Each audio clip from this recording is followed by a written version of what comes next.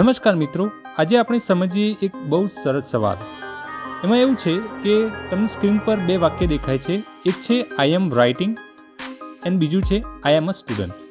હવે બંનેમાં આપણને ઘણી વખત ક્વેશ્ચન થતો હોય છે કે બંનેમાં એમ યુઝ થયો છે, તો એકમાં જે વર્બ છે એની પાછળ આઈએનજી રૂપ લાગેલું છે ને બીજામાં કશું આઈએનજી વાળું કોઈ પદ નથી. તો એવું કેમ કે આપણે તો જનરલી એવું સમજતા હોઈએ છીએ કે એમ ઇઝ આર હોય તો વર્બ પાછળ આઈએનજી પ્રત્યય લાગે, બરાબર, કારણ કે એને ચાલુ વર્તમાન કાળમાં બતાવવા માટે. પરંતુ અહીંયા અલગ છે. એવું કેમ? એમ લાગેલો છે બીજા વાક્યમાં આઈ એમ અ સ્ટુડન્ટ, એમાં એમ લાગેલો છે છતાં પણ આઈએનજી નથી. એવું કેમ? તો ચલો સમજીએ.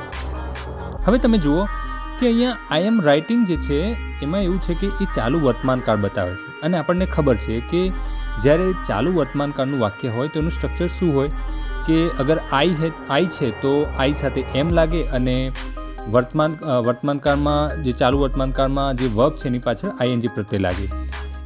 આઈની જગ્યાએ હી છે તો હીની જગ્યાએ હી યા તો શી છે તો ઇઝ લાગે.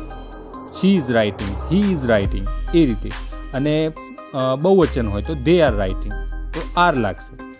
તો એ રીતે એમાં એટલા માટે એને ચાલુ વર્તમાન કાળમાં બતાવવા માટે આઈએનજી પ્રત્યય લાગે છે, બરાબર. હવે બીજું વાક્ય એ છે કે આઈ એમ અ સ્ટુડન્ટ. હવે એમાં એમ છે પરંતુ આઈએનજી નથી. તો શું છે કે આમાં જે છે એ વાક્યમાં તમે ઓળખાણ આપો છો, તમે આઈડેન્ટિટી બતાવો છો, બરાબર. હવે જ્યારે તમે આઈડેન્ટિટી બતાવો ત્યારે એમાં કોઈ ક્રિયા નથી, ઠીક છે, એમાં ક્રિયા નથી. એટલા માટે એમાં કોઈ આઈએનજી પ્રત્યયવાળું કોઈ પદ નથી, બરાબર, કોઈ એવું વર્બ નથી, ઠીક છે. હવે આવું ક્યારે થાય કે જ્યારે તમે કોઈ વાક્યમાં કોઈની આઈડેન્ટિટી એટલે કે કોઈની ઓળખાણ, પછી કોઈની અવસ્થા યા તો એની ક્વોલિટી બતાવતા હોય ત્યારે એમાં કોઈ આઈએનજી પ્રત્યય નહીં લાગે, અને જો વાક્ય વર્તમાન કાળમાં હોય તો, બરાબર.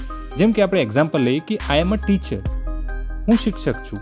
તો એમાં આપણે વાક્ય વર્તમાન કાળનું છે એટલા માટે એમ લાગ્યો, બરાબર, આઈ એમ અ ટીચર, અને આઈડેન્ટિટી બતાવે છે. બીજું છે આઈ એમ ટાયર્ડ, એટલે કે હું થાકેલો છું. તો આ શું બતાવી? આ સ્ટેટ બતાવી. સ્ટેટ મતલબ તમારી કન્ડિશન કે તમે થાકેલા છો એવું બતાવે છે, અને વર્તમાન કાળનું છે એટલા માટે એમ લાગ્યું. હવે અહીંયા ત્રીજું વાક્ય છે કે આઈ એમ અ ગુડ બોય.